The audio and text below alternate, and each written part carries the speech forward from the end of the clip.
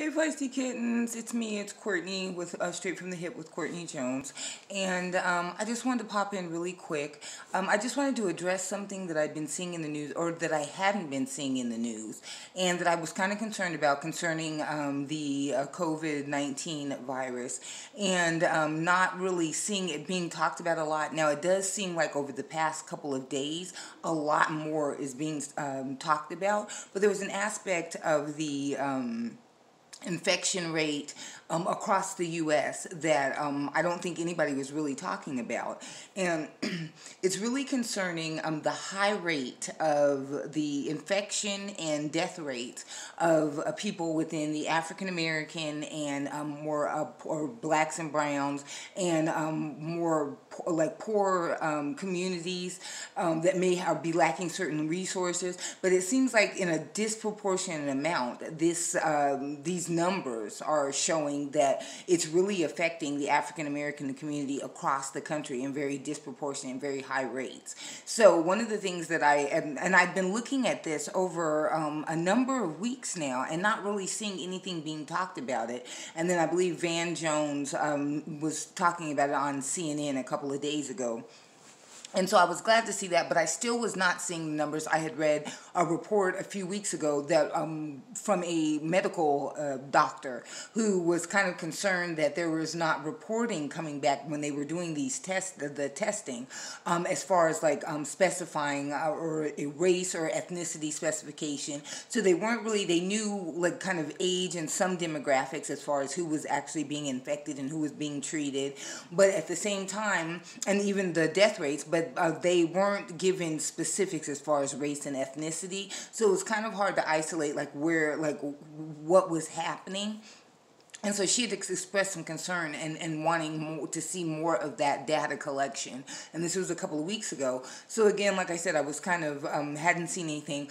One of the things that I wanted to bring up, and now that it's coming to light about these types of these high numbers, and again, it's in cities like Detroit, in Chicago, in North Carolina, in Connecticut, so across the country, but at the same time in densely populated urban communities, also in black and brown communities, whether those be disproportionately at a lower income scale or even a little bit higher, it's still across the board. It does seem like, and that connected with pre-existing conditions, maybe living even with the poverty level, at not to mention certain pre-existing health conditions, it leaves an entire community vulnerable. And with everyone sheltering in place and staying at home, we're all doing our part, but at the same time, we could be unknowingly endangering the people that are around us because we don't have all of the information.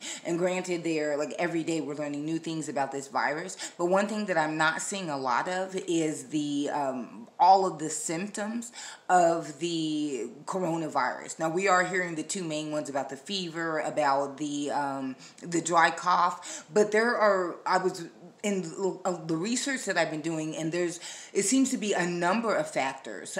Today, I'm just going to share 10 factors that are symptoms. And even though we're getting early and preliminary reports that are saying that research and studies are coming back from China, who actually dealt with the first wave of people that were infected, there's certain symptoms that are emerging as that had a commonality with all of the people, whether they recovered or not.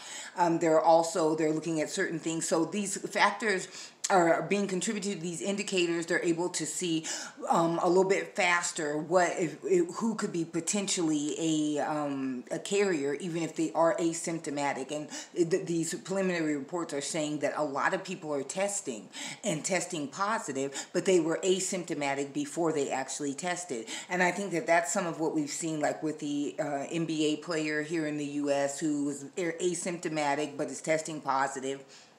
some of the other actors and entertainers that have tested positive, Idris Elba. So there's an asymptomatic factor to this that hasn't been talked about as well. But I do want to give these 10 indicators so that in these more densely populated, heavily urban areas, in communities where there may be other risk factors such as pre-existing medical conditions that could make people more susceptible to catching the virus even quicker, or being more ill, or it lasting longer. And I'm by no means a medical doctor, but I'm a pretty good researcher, and I've been able to pull together enough stuff, and I've also included the links in the comments as well, as far as to where I got some of this information from.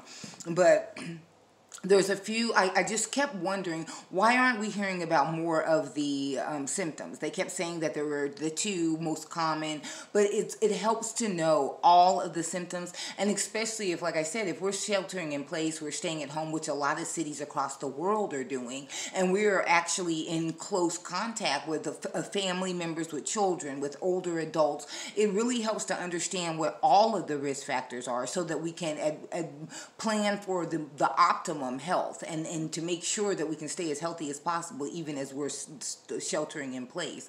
So I wanted, and so I kept looking for these symptoms, like, well, what are, and every report was saying the fever, the dry cough, and other symptoms, but they were never giving specifics as far as the symptoms. And I actually had like kind of a, like, even in searching, it was difficult to kind of pin down what the symptoms were. So I was able to compile a pretty decent list, and so I will share those today. And one of those, although not, and these are in no particular order, but these are all important, and then a number of these combined could be a strong indication that you should definitely go see a medical doctor, maybe call 911 if you're really severe or you're experiencing a lot of these. But it does help to be aware. Whatever your deal is, like I hear a lot of people are saying, well, it's, because another thing is, like, whatever you choose to do as far as like your health and how you stay healthy. I hear a lot of people talking about supplements, or building your immune system. Whatever it is that you do what you do as you're sheltering in place. But like I said, the ultimate objective is optimum health and wellness as we're sheltering in place. If we are asymptomatic, and that could be a large part of the way that this virus is being carried, then we don't want to just be out and hanging out and everything. But if we are required to be in close proximity to other people, it does help to understand what the potential risks and symptoms could be. So I will share those. And the first one is a shortness of breath. And again, like I said, these are in no particular order, but this one is actually kind of categorized as the most serious of the 10 indicators that I found. And this is kind of a shortness of breath where you are, and it can sometimes occur with a cough, with the dry cough as well. But when you're really at a point where you cannot catch your breath, it's feeling like you're like really, then that's ultimately the most serious, and that's something you should definitely seek medical attention for. So I want to get that one out of the way. That's the number one. Number two is a fever. And so we've heard different experts talking about the fever in this particular case, because temperatures can fluctuate. So about 100 degrees Fahrenheit for the temperature, as far as to actually start looking and worrying about with a fever, and then just kind of monitoring to see what the duration is and how long it lasts. But that's 37.7 degrees Celsius if you're but that's considered kind of the point to start looking at, here's a fever. And then at that point, just seeing how long you ride it out, taking care of it the same way that you would a fever if you were as far as we know, because there's new stuff coming in every day. So it's, and then we're at flu season. Flu is something that, especially in the U.S., is at this time of year something very rampant anyway, and usually has higher numbers. So there are some of these indicators that you could be looked at, and isolated could be seen as maybe like if you have asthma, or if you have allergies, if you have if there's other health problems. So again, like I said, I'm not a medical doctor, but these are just symptoms that that have come back as far as reporting as what is being shown in those who were actually infected with the virus. And so number three is the dry cough. We've heard a lot about the dry cough. You feel it deep in the chest. There's sometimes the coughing up a phlegm, or what's the other word, a sputum, that, so like that lining, so that deep heavy cough, that it's not the tickle in the throat cough, but that deep intense kind of heavy in the chest cough. That dry cough is something that we've heard a lot about as far as the different symptoms. And so that one is definitely one to look at. So now if you have a combination of those, then that could be something to look at. Or it could even be like, because I had kind of a cough like last year, and I was like, it's like worrisome, it's not going away. So it could be related to other things, but it's something to look out for, especially if it's in combination with some of these other factors.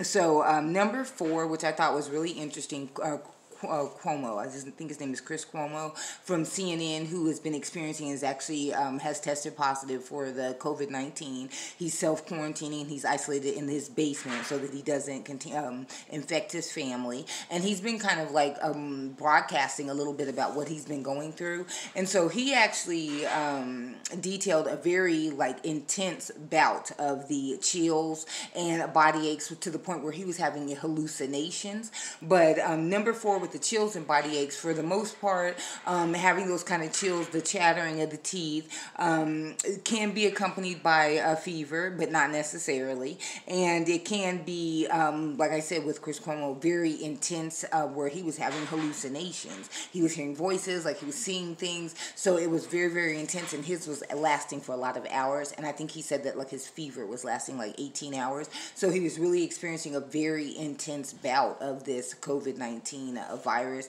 and the way it just kind of was ravaging through his body, and he's been able to be very articulate about that. And then so but there's other milder flu-like symptoms that kind of show up around that chill and body ache. And with the body ache, more of like the muscles feeling very tired and achy, the joints having some joint pain. So, and the thing to look out for there as well, because like I was saying, there could be other health factors. It could be maybe allergies, other things. So always in an event like that, it's really important, and it makes a lot of sense to monitor that situation. If you're having the achy joints and muscles, really look at, just keep an eye on that. Does that worsen, or does it get better over